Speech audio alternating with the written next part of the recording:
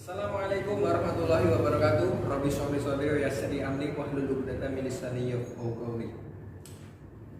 Selamat siang kawan-kawan semua.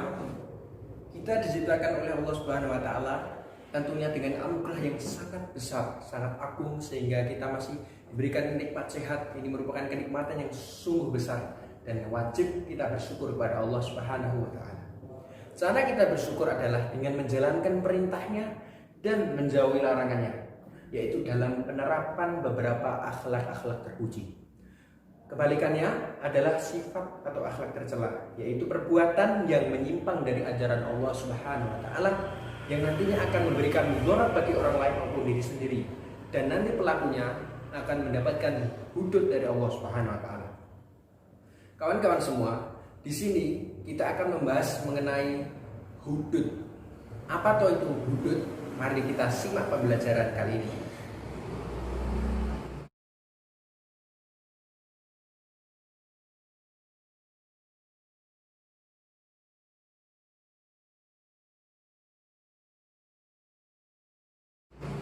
Assalamualaikum warahmatullahi wabarakatuh. Gimana kabarnya hari ini kawan? Semoga kita di sini sehat selalu ya.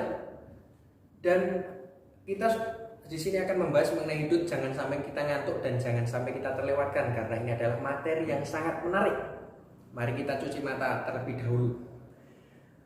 Kalau sudah siap, mari kita berdoa agar pembelajaran kita pada siang hari ini bisa berjalan dengan lancar. Berdoa mulai. Doa selesai. Ya, marilah kita kembali pada pembelajaran. Kita akan belajar mengenai hudud. Tujuan dari pembelajaran ini yang pertama yaitu kita dapat memahami pengertian hudud. Yang kedua, kita dapat memahami perkara yang terkena hudud. Dan yang ketiga, kita bisa memahami apa hikmah dari hudud. Apa sih hudud teman-teman? Adakah yang tahu di antara kalian? Apakah kalian sudah mengetahuinya? Atau hanya malu saja untuk mengungkapkan? Ya, langsung saya jawab saja. Jadi hudud adalah hukuman-hukuman tertentu yang telah ditetapkan oleh Allah sebagai sanksi hukum terhadap perilaku tindak kejahatan selain pembunuhan dan penganiayaan. Tujuan inti dari hudud yaitu mewujudkan kemaslahatan seluruh manusia. Nah, perkara yang terkena hudud terdiri dari apa saja ya? Ada yang tahu nggak perkara yang terkena hudud itu? Sebenarnya kawan-kawan, perkara yang terkena hudud itu ada beberapa macam loh. Tapi yang akan kita bahas pada siang hari ini, pembelajaran kali ini adalah tentang zina. Apa sih yang dimaksud dengan zina? Sudahkah kalian tahu? Pasti kalian pernah mendengar di telinga kalian, tidak asing yang namanya itu zina. Secara bahasa, zina adalah memasukkan alat kelamin laki-laki ke dalam alat kelamin perempuan yang mendatangkan syahwat dalam persetubuhan yang haram yang tidak terikat oleh tali pernikahan yang sah. Adapun maksud dari persetubuhan yang haram menurut zat perbuatannya adalah masuknya kemaluan laki-laki ke dalam kemaluan perempuan yang bukan mahramnya atau hubungan seks di luar nikah. Sebagaimana Allah Subhanahu wa taala berfirman dalam Quran surat Al-Isra ayat 32. A'udzu billahi minasyaitonir rajim. Wala taqrabuz zina innahu kana fahisyah wa sa'a sabila. Artinya, dan janganlah kalian mendekati perbuatan zina, karena perbuatan zina itu adalah suatu perbuatan yang keji dan suatu jalan yang buruk. Quran surat Al-Isra ayat 32. Kawan-kawan, ayat ini menjelaskan bahwa alangkah buruknya orang yang berbuat zina karena ia telah terpeleset ke dalam perbuatan keji dan akan menerima dosa besar. Lalu macam-macam dari perbuatan zina itu apa saja? Ini harus kita ketahui. Apakah kalian sudah mengetahui? Pasti kalian belum mengetahui kalau belum saya bahas di sini.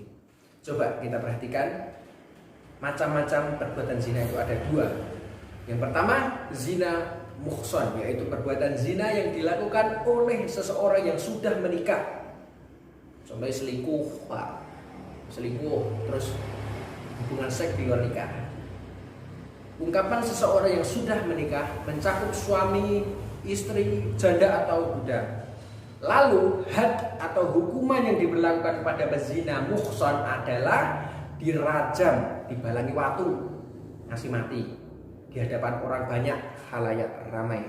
Kemudian macam yang kedua yaitu zina ghairu muhsan, yaitu zina yang dilakukan oleh seseorang yang belum pernah menikah, ijik lajang, ijik sumblo. Nah, para ahli fikih sepakat bahwa had atau hukuman bagi pezina ghairu muhsan baik laki-laki maupun perempuan adalah dicambuk sebanyak 100 kali.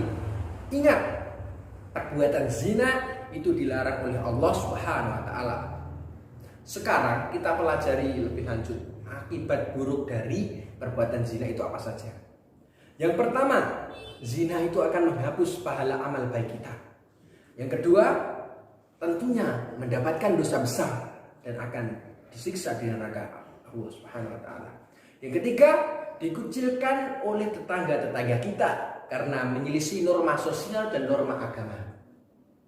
Nah, teman-teman, oleh karena itu marilah kita jaga diri kita baik-baik agar kita tidak terjerumus ke dalam perbuatan zina ini. Jaga pandangan dan jaga syahwat.